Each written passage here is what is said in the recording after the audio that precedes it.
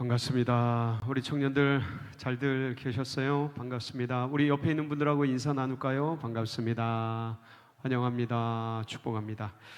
예, 되게 오랜만인 것 같아요. 지난달에 11월 달에 당회 연말 당회 때문에 올라오지 못하고 이렇게 오랜만에 올라왔는데 여러분들 너무 반갑고 좋습니다. 오늘 12월 첫날인데 이 첫날 주님께 예배드리는 우리 성도님, 특별히 우리 청년들, 하나님의 은혜와 사랑이 우리 청년들 10년과 또 나아가는 앞길 가운데 함께하기를 축복합니다. 우리 그런 기대를 가지고 우리 다 같이 말씀 함께 나누도록 하겠습니다. 함께 보실 말씀은 요한복음 21장 19절에서 23절 말씀입니다. 요한복음 21장 19절에서 23절 말씀을 우리 한 절씩 교독을 하겠습니다. 제가 한 절, 여러분이 한 절 나누어서 읽겠습니다. 제가 먼저 읽습니다. 이 말씀을 하심은 베드로가 어떠한 죽음으로 하나님께 영광을 돌릴 것을 가리키심이로라. 이 말씀을 하시고 베드로에게 이르시되 나를 따르라 하시니 베드로가 돌이켜 예수께서 사랑하시는 그 제자가 따르는 것을 보니 그는 만찬석에서 예수의 품에 의지하여 주님 주님을 파는 자가 누구 오니까 묻던 자더라. 이에 베드로가 그를 보고 예수께 여짜오되 주님 이 사람은 어떻게 되겠사옵나이까? 예수께서 이르시되 내가 올 때까지 그를 머물게 하고자 할지라도 내게 무슨 상관이냐 너는 나를 따르라 하시더라. 다 같이 이 말씀이 형제들에게 나가서 그 제자는 죽지 아니하겠다 하였으나 예수의 말씀은 그가 죽지 않겠다 하신 것이 아니라 내가 올 때까지 그를 머물게 하고자 할지라도 내게 무슨 상관이냐 하신 것이로라. 아멘. 12월 이제 시작하면서 첫날 주님께 예배드리는데 우리 청년들 2024년 한 해 동안 소망하고 또 계획하던 것들 잘 정리가 되고 그래서 유종의 미를 거두는 마무리를 잘하는 그런 한 달 되기를 바랍니다. 특별히 얼마 전에 11월 둘째 주였죠. 갑작스럽게 인사 문제가 생겨서 참 많이 안타깝고 또 이렇게 정말 유감스럽게 생각을 하고 있습니다. 우리 청년들 많이 걱정했는데 근데 여러분께서 이렇게 잘 헤쳐나가고 계셔서 그게 참 어떤 마음에 굉장히 감사하고 또 위로가 되고 그렇습니다. 새로운 사역자를 지금 찾고 있습니다. 이제 좋은 분을 모시려고 애를 쓰다 보니까 시간이 조금 걸릴 것 같아요. 그러니까 여러분들도 같이 기도해 주시고 또 이렇게 좀 기다려 주시고 함께 기대해 주시기를 바랍니다. 여러분 신앙생활이라는 게 참 만만치 않잖아요. 내가 원하는 대로 좀 주님을 잘 따라가고 싶은데도 그게 잘 안 될 때가 되게 많이 있습니다. 기도해 주신 좀 아까 기도한 대로 마음은 원인데 삶이라는 게 이 신앙이라는 게 내 마음대로 되지는지를 않잖아요. 가다 보면 넘어지기도 하고 사실은 좀 주님이 원하는 시간들 어떤 마음 또 삶 그걸 이렇게 좀 잘 살고 싶은데 뜻대로 돼요 안 돼요? 참 쉽지가 않아요. 만만치가 않습니다. 그래서 이런 여러 가지 상황 속에서 넘어지고 또 다시 주님 붙들고 일어나고 또 넘어지고 쓰러지고 다시 일어나고 이제 이런 일들을 이제 반복하게 되지 않습니까?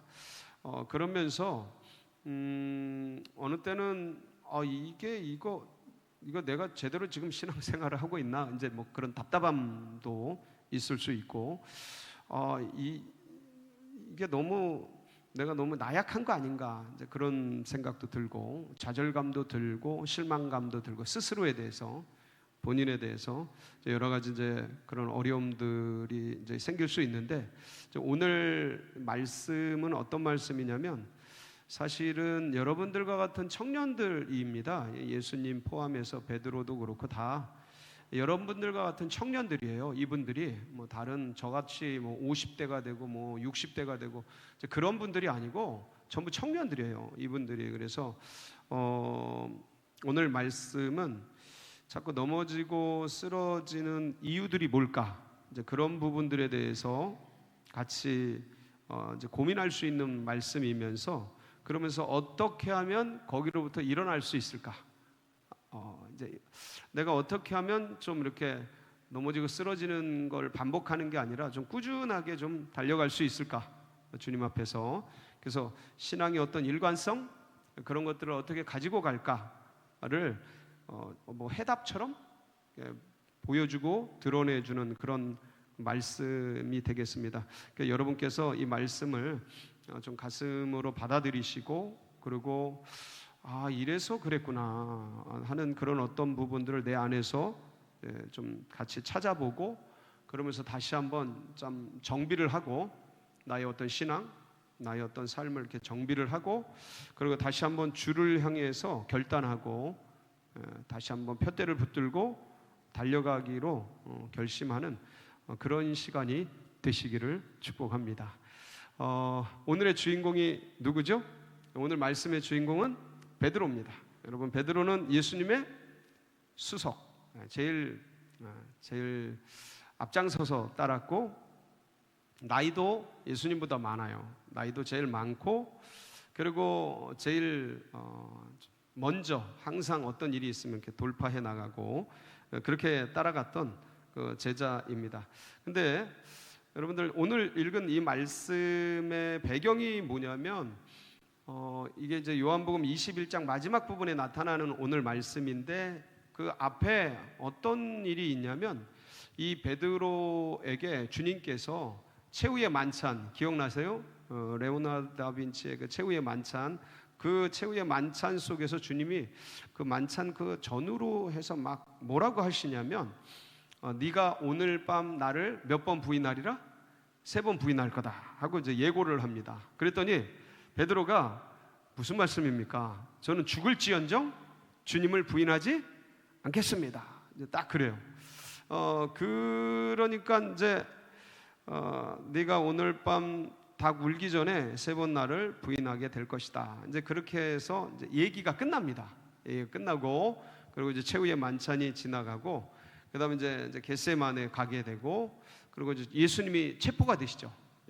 주님께서 대제사장들과 그 사두개인들, 그들이 보낸 그 병사들에 의해서 이제 체포가 되시고, 가룟 유다가 이제 배반의 키스를 하잖아요. 그러면서 예수님이 이제 잡혀가셔요. 잡혀가셔서 어디로 가냐면 대제사장의 집에 가서, 이제 거기가 일종의 무슨 어떤 재판석이 있었던 것 같아요. 대제사장의 집에 가게 됩니다. 끌려 들어가서 그 밤중에 새벽에 주님이 이제 뭐 재판을 받아요. 재판을 받는데, 그때 이 대제사장의 친척이 누구냐면 사도 요한이에요. 친척 중에 한 명인데, 사도 요한이 이 대제사장 집을 너무나 잘 알아요. 친척이라. 그래서 이제 가게 되는데, 그때 사도 요한하고 누가 같이 따라가게 되냐면 베드로가 같이 가게 됩니다. 그래서 예수님은 저쪽에서 막 재판 받으시고, 이제 사도 요한은 친척이니까 아마 쭉 들어갔겠죠. 그리고 이제 베드로는 쭈삣쭈삣하면서 그 사도 요한을 따라서 대제사장 집으로 들어가게 돼요. 들어가게 되는데, 그때가 이제 추웠던 것 같아요. 불을 펴놨어요. 난로를 펴놨어요. 지금처럼 이제 추웠던 거죠. 그래서 이제 불을 쬐려고 난로 곁에 이렇게 하고 있는데, 한 여종이 너 갈릴리 사람이다. 너도 저 사람과 같이 있었다. 막 그러는 거예요. 그러니까 뭐라 그래 베드로가? 나는 아닙니다. 부인을 하게 되죠. 그리고 이제 또 나가가지고 있는데, 또 막 너 갈릴리 사람 맞아. 네 발음이, 네 억양이 네가 갈릴리 사람인 것을 말하고 있어. 막 그러니까 아니 무슨 말이야? 나는 전혀 그렇지 않아. 맹세하면서 부인하죠. 그리고 또 나갔는데 또 3번째 이렇게 너 갈릴리 사람 맞아. 네 모습 보니까 갈릴리 사람이야 하면서 그 베드로에게 막 너도 저 사람과 한 도당이다 막 그러면서 고발을 하는 거예요, 주변에. 그러니까 험악해지잖아요, 분위기가. 그때 이제 이 베드로가 저주하고 맹세하면서 부인을 해요.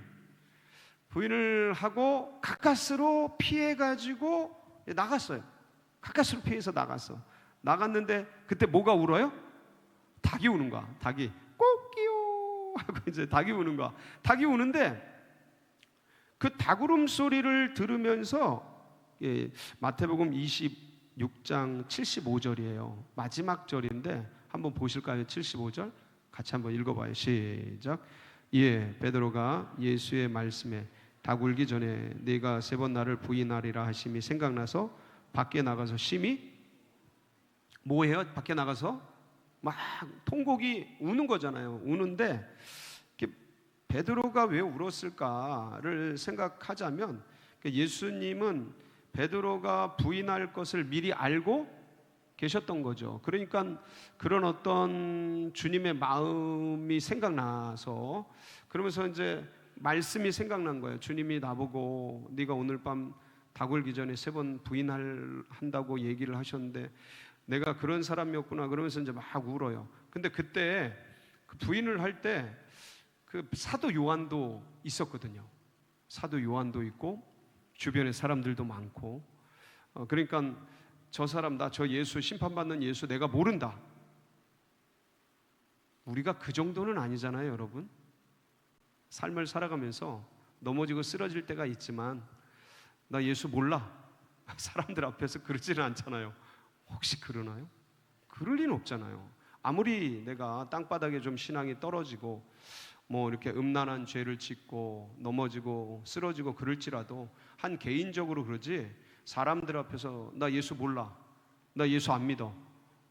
나 예수 저주해. 맹세해. 그러지는 않잖아요. 그렇죠?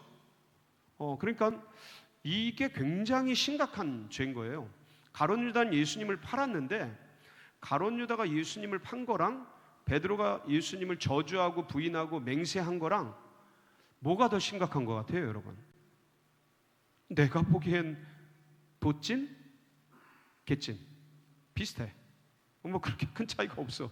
그러니까 그만큼 심각한 죄를, 심각한 부인을 사람들 앞에서 한 거예요. 그것도 막내, 이 제일 연장자거든요, 베드로가. 근데 사도 요한이 제일 막내예요. 이 12 제자 중에서 제일 막내야. 그래서 예수님의 사랑을 막내니까 많이 받았는데 그 막내둥이 앞에서 제일 연장자이고 제일 리더였던 이 베드로가 수많은 사람들 앞에서 예수 몰라, 난 안 믿어, 난 부인해, 맹세하고 저주해 그러면서 한 거예요. 그러면 이것들을 베드로가 살기 위해서 그 사람들 사이에서 잡히면 예수님처럼 잡혀서 체포가 되고 어쩌면 죽을지도 모른다는 그 위협과 두려움 때문에 뭐 이렇게 내가 모른다 부인하고 저주 했다고 하더라도 그 문제는 뭐냐면 그러면서 자기 양심이 얼마나 신앙적 양심이 얼마나 무너졌겠어요.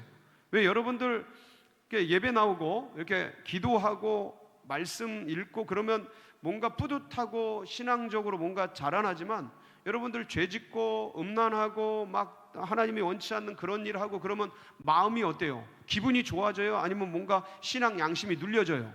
당연히 눌려지죠. 눌려져요. 이거는 하여간 예수님 일에 모든 사람이 동일한 거예요. 저도 똑같아요. 저도. 그러니까 뭔가 죄짓고 하나님이 원치 않는 걸 내가 하면 내가 알아요. 내 신앙 양심이 알아. 그러니까 이게 괜히 하면서도 내가 즐기면서도 내가 뭔가를 쾌락과 향락과 일락을 즐기면서도 뭔가 찜찜하고 뭔가 양심이 찔리고 막 그래요. 근데 이거는 저주하고 맹세했잖아. 예수님을 사람들 공개적으로. 그러니 그래도 예수님을 따라다니는 선임 제자잖아. 제일 앞선 사람. 그러니까 그 사람이 더 주님을 잘 믿고 막 그래야 되는데 저주하고 맹세한 그거에 대한 데미지, 그거에 대한 신앙적 양심의 어떤 눌림, 이런 게 얼마나 많았겠어요.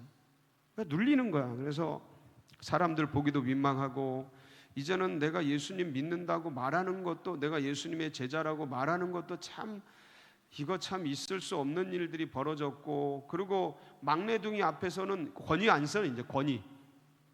여러분들도 어디 가서 이제 리더 역할을 해보고 하지만 리더라는 게 하려면 리더의 권세가 있어야 되잖아요. 리더십이 있어야 돼. 리더십이라는 게 사람들이 따라야 하잖아요.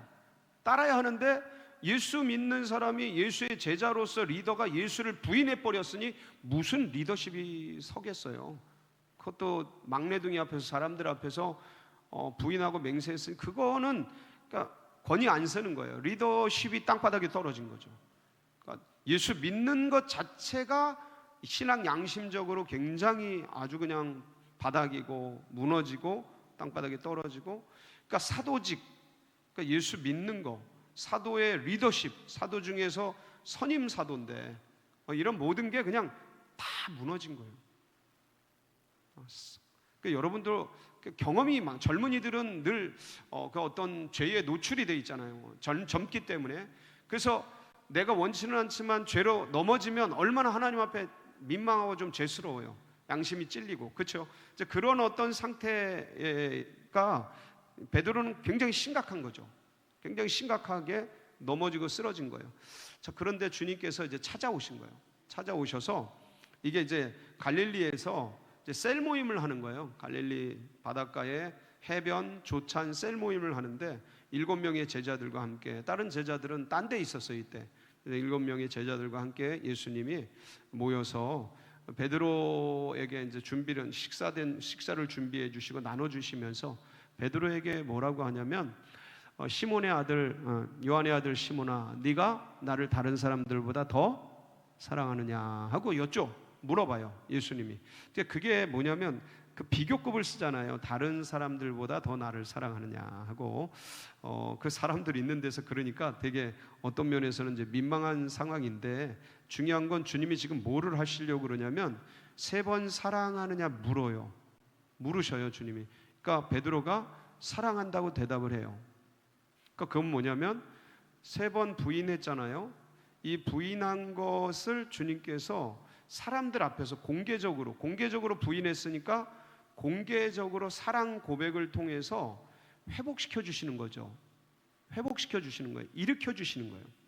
그러니까 그 땅바닥에 떨어진 리더십, 수석 제자의 리더십, 사도권의 어떤 파워, 그리고 주님을 따르는 제자로서의 어떤 힘, 다 땅바닥에 떨어진 걸 주님이 사람들 앞에서 고백을 하게 하시면서 이 사람들보다 네가 나를 더 사랑하느냐 하면서, 약간 어떤 면에서는 이게 사람들 같이 있는데 이런 질문은 다른 사람들을 어떤 면에서는 좀 무시한다고 생각할 수도 있거든요. 아니 왜 이 사람들보다 네가 나를 더 사랑하느냐 하고 묻는 게 그렇게 생각할 수 있어요. 근데 이게 고도의 주님께서 이 한 무너진, 양심이 무너지고 지금 좌절과 낙담과 포기 속에 있는 제자 베드로를 일으키시려는 주님의 사랑의 지혜예요, 지혜. 그래서 공개적으로 고백을 하게 하면서 일으켜 주신 거예요.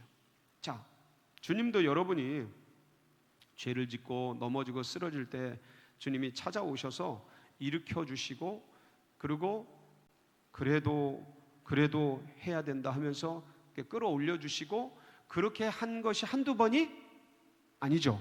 수없이 많은 일들이 있었을 겁니다.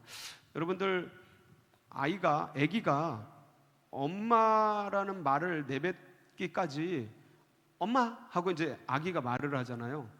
어느 정도, 몇 번 정도 이 말을, 엄마라는 말을 들어야 엄마 하고 첫 발음이 나오는지 아셔요? 통계적인 통계에 의하면 약 2만 번 정도를 들어야 엄마라는, 뱃속에서부터 엄마라는 말을, 이제 아빠도 똑같죠. 엄마라는 말을 몇 번 정도 들어야 된다고요? 2만 번 이상 들어야 아이가 엄마 하고 말을 하는 거예요. 아기가 이제 막 비행기 타다가, 여러분들도 똑같은 과정을 거쳐서, 저도 그렇고 이제 막 이렇게 비행기 타다가 이제 아기가 이제 걸으려고 하잖아요. 걸으려고 할 때 이제 자꾸 넘어져요. 이렇게 걸으려고 하다 넘어지고, 걸으려고 하다 넘어지고. 몇 번 정도 쓰러져야 제대로 걷는지 아세요? 뭐 이걸 다 일일이 기록은 할 수 없었겠지만 평균적으로, 조사에 따르면 평균적으로 2,000번 이상 넘어지고 나서야 제대로 걷는다 그래요. 저는 우리 청년들이 주님 앞에서 넘어지는 거, 쓰러지는 거, 저는 이게 걷기 위한 과정이라고 생각을 해요. 걷기 위한 과정이다. 그러니까 절대 포기하지 말아라. 주님을 끝까지 붙들어야 된다. 절대 포기하지 말고 쓰러지고 넘어져도 내가 연약해서 주님은 이런 연약한 나를 이해해 주시고 일으켜 주시는 거야. 네가 나를 사랑하느냐? 네가 다른 사람들보다 나를 사랑하느냐? 그러면서 그 무너져 있는 베드로를 일으키듯이 우리를 일으켜 주십니다. 여러분 절대로 포기하지 마세요. 끝까지 주님을 붙잡기를 바랍니다. 그래서 이제 일어나서 이제 뭔가 이제 베드로가 주님께 사랑 고백을 하고 그러면서 내 양을 어린 양을 먹여라, 내 양을 쳐라, 내 양을 먹여라 그러면서 주님께서 새로운 비전까지 주셔서 이제 뭔가 회복이 됐단 말이에요. 회복이 됐을 때 주님이 하신 베드로에게 하신 말씀이 뭐냐면 19절이에요. 오늘 본문 19절 뭐라 그래요? 같이 한번 볼게요. 시작. 이 말씀을 하심은 베드로가 어떠한 죽음으로 하나님께 영광을 돌릴 것을 가르치심이로라. 이 말씀을 하시고 베드로에게 이르시되 나를 따르라 하심. 자, 베드로에게 뭐라 그래요? 나를 따르라. 나를 따르라. 그러니까 이제 회복이 됐잖아요. 사명감도 새롭게 하고 마음이 이제 좀 무너진 데서 이제 사랑합니다. 주님, 제가 주님을 사랑하시는 줄 주님이 아십니다. 그러면서 사랑 고백을 통해서 마음이 회복이 돼서 그렇게 되니까 주님이 이 베드로 보고 나를 따르라 하시고 이제 해변길을 걸으시는 거예요. 주님이 해변길을 걸으셔서 가는 거예요. 베드로가 이렇게 따라오는 거죠. 베드로가 이제 따라가는데 근데 나를 따르라고 하신 주님의 의도는 베드로가 주님을 향해 따라오기를 기대하면서 말씀하신 건데 베드로는 뭐 할까요? 20절 한번 보실까요? 20절 시작. 베드로가 돌이켜 예수께서 사랑하시는 그 제자가 따르는 것을 보니 그는 만찬석에서 예수의 품에 의지하여 주님을 파는 자가 누구오니까 묻던 자더라. 이게 뭐냐면 예수님이 해변길을 가시고 갈릴리 해변길을 가시고 이제 뭔가 마음이 회복된 베드로도 주님의 뒤를 따라가는데 그 뒤에 누가 따라오는 거예요? 예수님의 품에서 주님 파는 자가 누구예요? 주님을 파는 자가 누구예요? 묻던 자, 그게 누굴까요? 사도 요한. 사도 요한. 어디 갔을 때 같이 있었던 베드로가 부인하고 저주하고 맹세할 때 같이 있었던 제자 막내 사도 요한이 베드로의 뒤를 따라오는 거예요. 베드로의 뒤를 따라오는 거예요. 그러니까 베드로는 자 앞에는 예수님, 뒤에는 누구? 사도 요한. 그 사이에 껴서 예수님을 따르다가 누가 신경 쓰이는 거예요? 뒤에 자신을 따라오는 사도 요한, 막내둥이 요한, 내가 부인하고 맹세할 때 저주할 때 같이 있었던 그 요한, 나의 모든 것을 다 알고 있는 그 요한이 따라오는 게 계속 신경 쓰이는 거야. 자꾸 신경 쓰이는 거야. 그래서 주님께 이렇게 물어요. 21절 같이 한번 보실게요. 자, 시작. 이에 베드로가 그를 보고 예수께 여짜오되 주님, 이 사람은 어떻게 되겠사옵나이까? 자, 베드로가 주님을 보고 주님, 저 막내 사도 요한은 어떻게 될까요? 제 앞날은 어떻습니까? 왜냐 앞에 주님이 베드로 보고 뭐라 그러냐면 네가 젊어서는 띠띠고 자유롭게 다니지만 나이가 들어서는 네가 원치 않는 것을 띠를 띠고 다 갈 거다. 이런 운명적인, 그러니까 나중에 십자가에 거꾸로 매달리거든요. 베드로가 그런 운명적인 얘기를 예고하셔요. 예언하셔요. 그러니까 이제 베드로가 그것까지 다 알 수는 없었겠지만 어쨌든 나에 대해서 얘기해 주신 주님께서 저 사람은 어떻게 될까 궁금했던 거예요. 그래서 이 사람은 어떻게 되겠습니까? 하고 주님께 여쭌 거죠. 예, 궁금하잖아요. 그렇죠? 자, 그러니까 주님이 뭐라고 대답하셔요? 이게 중요해요. 22절 시작. 예수께서 이르시되 내가 올 때까지 그를 머물게 하고자 할지라도 네게 무슨 상관이냐? 너는 나를 따르라 하시더라. 이게 무슨 말씀이에요? 그러니까 그 사람을 내가 다시 재림할 때 내가 올 때까지 살려두더라도 그게 너하고 무슨 상관이냐? 거기에 상관하지 말고 너는 나를 따라와라 라는 말씀이에요. 그러니까 이게 그 사람을 재림하실 때까지 살려둔다는 말이 아니고 너는 거기에 신경 쓰지 말아라 라는 의미입니다. 이게 왜 중요하냐면 자꾸 다른 사람이 신경 쓰이는 거예요. 그러니까 주님이 아닌 다른 것이 자꾸 관심 가는 거예요. 그게 여러분에게는, 우리 청년들에게는 어떤 것인지 여러분이 제일 잘 알 거예요. 그게 어떤 중독적인 어떤 것일 수 있어요. 그게 어떤 유튜브? 아니면 게임? 어떤 성? 어떤 그런 포르노물? 어떤 것이 될 수도 있어요. 그러니까 그게 어떤 건지 모르지만 주님 아닌 것에 자꾸 관심이 가는 거예요. 그러니까 주님이 원치 않는 것에 자꾸 마음이 쓰이는 거야. 거기에 자꾸 관심, 고개가 돌아가. 지금 나를 따라오너라 주님 그러셨는데 자꾸 딴 데 관심이 가. 저게 자꾸 땡겨. 저게 자꾸 보여. 저걸 하고 싶어. 거기에 마음이 가는 거예요. 근데 여기서 주님이 뭐라고 하시냐면 베드로를 책망하시는 게 아니에요. 베드로를 책망하신 게 아니에요. 그 사람을, 네가 지금 신경 쓰고 있는 그 사도 요한을 내가 올 때까지 살려둔들 그게 너하고 무슨 상관이냐. 그걸 상관하지 말아라. 거기에 신경 쓰지 말아라. 너는 나를 따라라. 이게 뭐냐면 세상 사람들은 다 딴 데 신경 쓴다. 그러니까 주님이 아닌, 하나님 나라가 아닌, 영원한 나라가 아닌 이 세상에 자꾸 신경 쓰고 거기에 마음 뺏기고 사람들에게 관심 갖고 거기에 시간 쓰고 하나님 아닌 다른 것, 내가 좋아하는 것, 내가 관심 가는 것, 거기에 시간과 물질과 공간과 에너지를, 생각을 다 쓰면서 그렇게 흘러가고 있다. 그런데 너는 나를 따르라라는 이 말씀은 그런데 신경 쓰지 말고 너만큼은 나를 따라다오.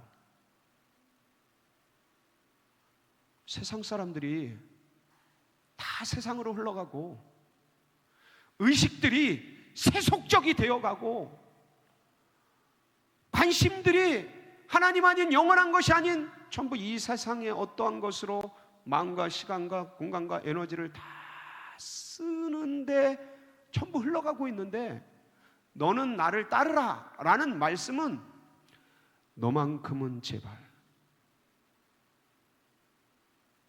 나를 따라와 줬으면 좋겠다.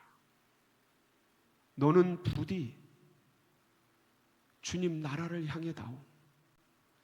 세상이 엄청나게 땡기고 너도 그쪽으로 관심이 가고 마음이 흘러갈지라도 그거를 다스려서 부디 너만큼은 누구를 따라다오? 나를 따라다오.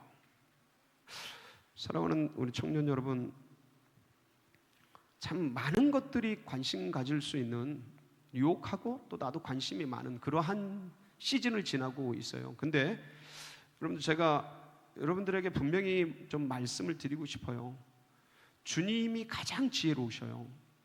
그 주님의 말씀을 따라가 보세요. 그 주님 말씀대로 너는 나를 따라라. 한번 주님을, 말씀을, 기도를 좀 그분께 드리면서 예수님을 따라가시면 절대 후회하는 일이 없을 겁니다.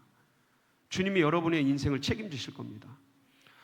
지금은 이게 다 어떤 의미인지 확실히 다는 몰라도, 근데 여러분들은 본능적으로 알 거예요. 아, 말씀이 중요하고 예수님은 거짓말 하시는 분이 아니고 누구보다 예수님은 나를 제일 잘 알아. 나는 딴 데 관심이 많고 딴 데 시간과 공간과 에너지와 물질이 자꾸 흘러가는데 그게 아니고 주님께 집중해서, 주님을 메인으로 해서, 주님을 우선으로 해서 너는 나를 따라다오. 너만큼은 나를 따라와 다오 라고 말씀하시는 그 말씀을 준행하기 위해서 삶을 드리고 나아가는 우리 이름 청년들이 되시기를 주님의 이름으로 축복합니다. 같이 기도하시겠습니다. 합심해서 기도하실 때 이렇게 기도할게요. 주님, 제가 주님 아닌 다른 것을 쫓는 것들 주님 다 내려놓고, 혹시 내 안에 다른 것을 주인 삼은 것이 있다면 주님 내려놓고 정말 너는 나를 따르라 말씀하신 대로 주님만을 바라보며 주님만을 의지하며 따라가는 제가 될 수 있도록, 우리가 될 수 있도록, 이름 청년들이 될 수 있도록 우리 마음을 다해서 우리 기도하며 나갑니다. 기도하겠습니다.